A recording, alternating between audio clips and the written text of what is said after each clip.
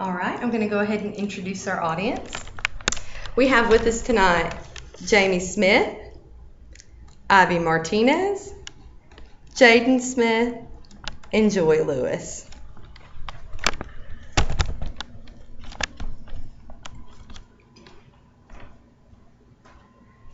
Good evening, everyone.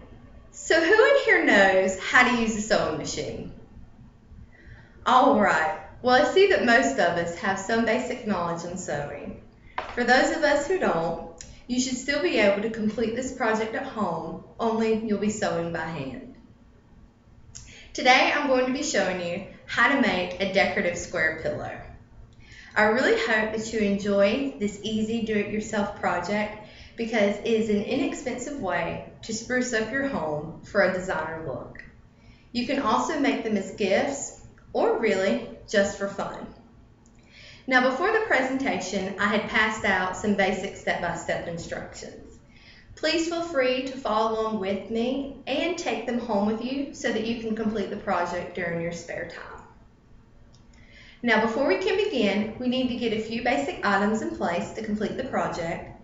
You're going to want to have a flat surface, measuring tape, scissors, sewing needle, thread, straight pins, and of course, your machine.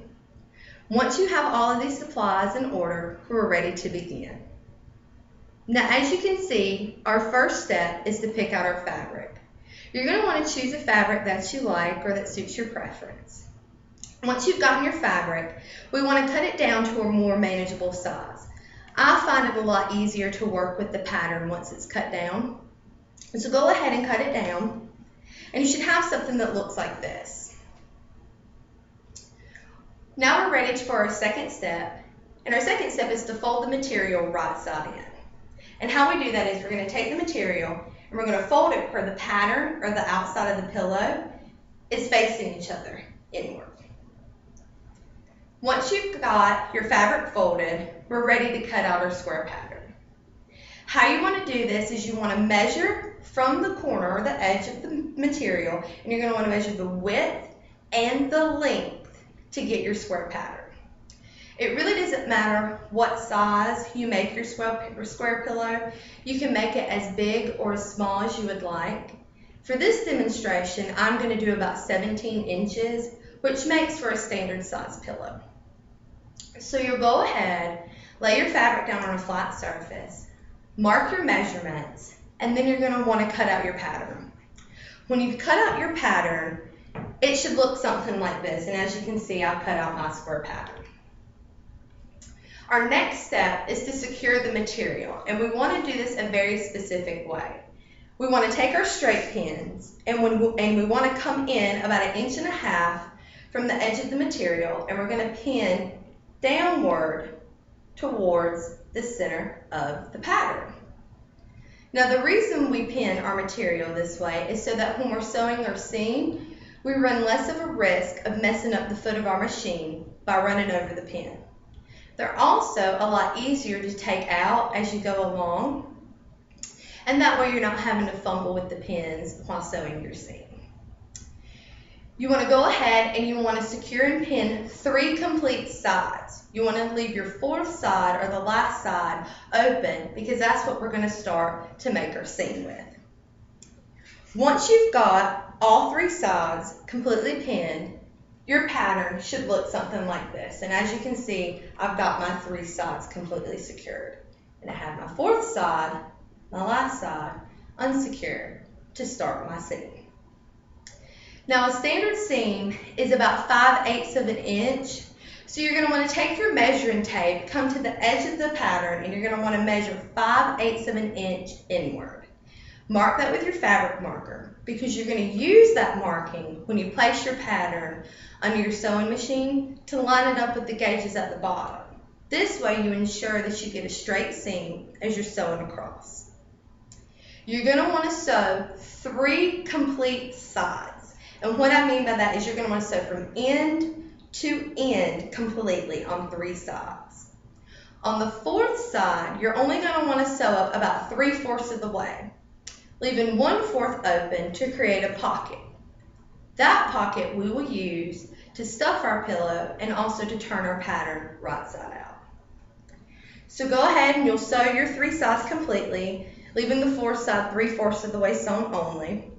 And when you're done, your pattern should look something like this. And you can see I've got my 3 sides completely sewn, and then on my 4th side, my last side, I've created my pocket. Our next step is to take our pattern, our pillow, and we're going to put our hand inside of the material, and we're going to pull the pattern right side out. Take a few moments to straighten up the pattern, straightening out your corners. And once you've gotten all your corners straightened out, we're ready to stuff the pillow. Now you can find stuffing at any department store, really, that sells arts and crafts products. And I've brought some with me here just to kind of show you what it looks like.